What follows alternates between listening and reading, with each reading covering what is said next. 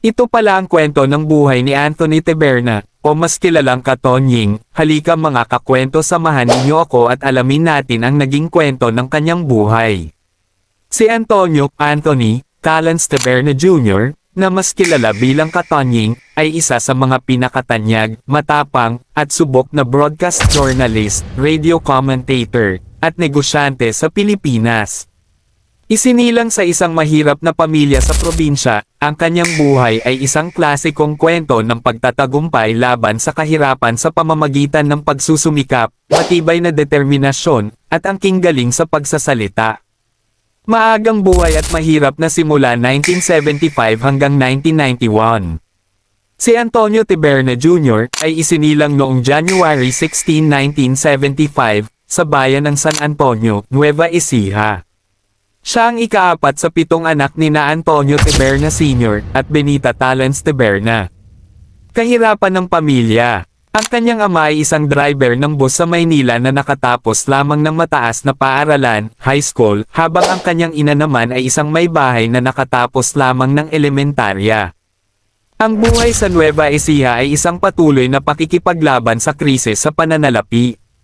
Maagang pagtatrabaho. Nagsimulang magtrabaho si Anthony sa bukid noong bata pa siya, kung saan nagtatabas at nag-aani siya ng palay upang makatulong sa pagpapakain sa kanyang mga kapatid. Mayroon pa nga siyang permanenteng bakat ng sugat sa kanyang kaliwang hintuturo mula sa karit na ginagamit sa bukid. Maagang pagpapakita ng talent. Bagamat mahirap ang buhay, maagang lumabas ang kanyang likas na husay sa pagsasalita. Nagsilbi siyang tagapagsalita o announcer sa mga lokal na liga ng basketball sa kanilang bayan. Pagsubok sa katatagan.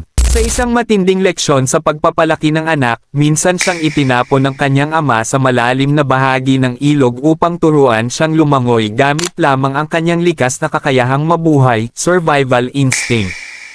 Ang ganitong paraan ng pag-iisip ang humubog sa kanyang hinaharap. Ang working student at mga pagsubok sa lungsod 1992 hanggang 1996. Dahil sa kagustuhang makawala sa kahirapan, lumawas si Anthony patungong Metro Manila upang mag-aral sa kolehiyo. Pumasok siya sa New Era University, NEU, at kumuha ng kursong Mass Communication. Dahil siya ay isang tapat na kasapi ng Iglesia ni Cristo, INC, ang kanyang orihinal na pangarap ay maging isang ministro ng simbahan, ngunit nabago ang kanyang landas dahil sa pangangailangang pinansyal. Isang dekadang degree. Upang matulungan ang kanyang pamilya sa probinsya at mabayaran ang kanyang matrikula, naging isang working student si Anthony. Dahil mas nakatutok siya sa pagtatrabaho upang magpadala ng pera sa kanyang pamilya, inabot siya ng kabuoang 10 taon bago tuluyang natapos ang kanyang mga asignatura at nakagraduate sa kolehiyo. Unang trabaho sa media. Noong 1992, sa edad na 17 lamang, nakakuha siya ng part-time na trabaho bilang news writer at English editorial translator para sa DZEC, ang AM radio station na pinatatakbo ng Eagle Broadcasting Corporation. Pangungupahan sa squatter area. Sa kanyang mga unang taon sa Maynila, tumira si Anthony sa kanyang tiyo bago tuluyang nangupahan ng isang maliit at masikip na kwarto kasama ang kanyang mga kapatid na babae sa isang informal settler, squatter, area malapit sa Commonwealth Avenue, Quezon City. Naghahati sila sa iisang banyo kasama ang iba pang mga nangungupahan. Ang paglipat sa ABS-CBN, at pagsikat 1997 hanggang 2019. Ang naging malaking pagbabago sa kanyang buhay ay nangyari noong huling bahagi ng 1996, binisita si Anthony ng kanyang lola sa kanyang tinitirhang kwarto. Upang sabihing naubusan na ng tuluyan ng bigas ang kanyang mga magulang sa Nueva Ecija at napilitang mangutang ng pagkain sa mga kapitbahay. Dahil sa labis na kalungkutan at sa pagkahirap ng buhay sa maliit niyang sahod, buong tapang na tinanggap ni Anthony ang alok na trabaho mula sa kilalang media giant na ABS-CBN. Panahon ng Radyo Patrol. Noong March 31, 1997, opisyal siyang nagsimula bilang isang Radyo Patrol field reporter para sa DZMM, dahil wala siyang magagarang damit at nakatira sa isang apartment na walang maayos na ventilasyon, madalas siyang tuksuhin ng kanyang mga kasamahan na ang kanyang mga damit ay amoy, tuyo, tuwing nagbabalita siya sa Malacanang Palace. Ang pambihirang tagumpay ng Dos por Dos. Noong January 2000, nagpareha sila ng kapwa niya broadcaster na si Jerry Baha. Ang kanilang natural na pakikipagkapwa at matapang na estilo ng pagbibigay ng komentaryo ang nagluwal sa Dos por Dos, na naging isa sa pinakapinapakinggang programa sa M-Radio sa Pilipinas.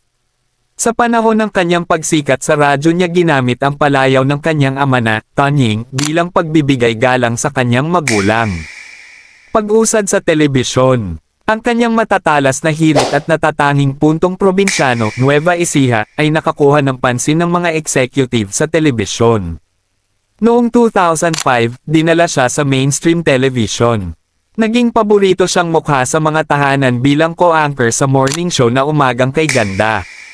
Sa investigative program na XXX, Eksklusibong, Eksplosibong, Expose, at sa documentary show na Kalye. Mga kwento ng lansangan, pag-ibig, pagpapakasal, at negosyo ng tinapay 2007 hanggang 2019. Nang maging maayos na ang kanyang karera, sinimula ni Anthony ang pagbuo ng kanyang personal na buhay at seguridad sa pananalapi. Pagtupad sa mga pangako, matapos makapag-ipon ng sapat na pera, bumili si Anthony ng isang murang lumang bahay sa Bagbag, Novaliches, na matatagpuan sa tabi mismo ng isang sementeryo. Pagpapakasal, nagkaibigan sila ng dating broadcast announcer na si Rosel Velasco. Nagpakasal ang dalawa noong 2008, tapat sa kanyang pangako na dadalhin ang kanyang asawa sa bahay na sarili niyang pagmamayari. Dinala niya si Rosel diretso sa bahay sa Bagbag sa gabi ng kanilang kasal, kahit na wala pa itong mga unan at electric fan noong panahong iyon. Biniyayaan sila ng dalawang anak na babae, sina Zoe at Helga. Katonying's Cafe. Gamit ang angking husay sa negosyo ni Rosel, pumasok ang mag-asawa sa larangan ng negosyo. Itinatag nila ang Katonying's Cafe, isang bakery restaurant na naghahain ng mga lokal na tinapay at pagkaing Pilipino. Mabilis na lumago ang negosyo at nagbukas ng maraming sangay sa Metro Manila, NAIA Terminal 3, at Nueva Ecija. Mabibigat na pagsubok pagkawala ng franchise, sakit, at pagtataksil 2020 hanggang 2022. Ang panahon sa pagitan ng 2020 at 2022, ang masubok na bahagi ng buhay ni Anthony Taberna, kung saan sunod-sunod na krisis sa propesyon, personal na buhay, at pananalapi ang kanyang kinaharap. Ang pagsasara ng ABS-CBN. Noong kalagitnaan ng 2020, tinanggihan ng Kongreso ng Pilipinas ang pagpapanibago ng legislative franchise ng ABS-CBN, matapos ang 23 taon sa network, napilitang umalis si Anthony sa kanyang pinagtrabahuhang istasyon. Inipat nila ni Jerry Baha ang Dos por Dos, sa DZRH, Manila Broadcasting Company, noong August 2020, upang magpatuloy sa paghimpapawid. Pakikipaglaban ng anak sa kanser, sa kaparehong panahon, kinaharap ng kanilang pamilya ang pinakamatinding pagsubok. Noong huling bahagi ng 2019, ang kanilang panganay na anak na si Zoe ay na-diagnose na may bone marrow disease, na kalaunan ay lumala bilang high-risk acute myeloid leukemia. Lumipad ang pamilya sa Singapore, kung saan sumailalim si Zoe sa masakit na mga round ng chemotherapy at isang bihirang bone marrow transplant. Hayagang umiyak si Anthony sa social media nang makitang nakakalbo ang kanyang anak, ngunit nanatiling matatag ang pamilya sa kanilang pananampalataya. Pagnanakaw sa loob ng negosyo. Upang lalong bumigat ang sitwasyon, habang gumagastos ng milyon-milan para sa paggamot ng kanyang anak noong 2020, natuklasan ni Anthony na ang isang pinagkakatiwalaang executive sa kanilang negosyo sa pagkain ay nagnakaw ng napakalaking halaga ng pera mula sa Katonying's Cafe. Ang pagtataksil na ito ay halos magdulot ng pagkalugi ng kumpanya, ngunit pinili ni Anthony na magpatuloy at maghain ng kasong legal. Ang himala, matapos ang 167 na mahihirap na araw ng medical isolation sa Singapore, opisyal na idineklarang cancer-free si Zoe Taberna noong kalagitnaan ng 2022, isang tagumpay na itinuturing ni Anthony na isang miracle mula sa may kapal. Nagustuhan nyo ba ang ating video mga kakwento? Wag mo naman kalimutang i-like ang video natin at i-follow mo na rin ako, para updated ka sa mga bagong video natin at i-comment mo na rin dyan sa baba kung saan lugar ka para alam ko kung saan nakarating ang ating video. Salamat!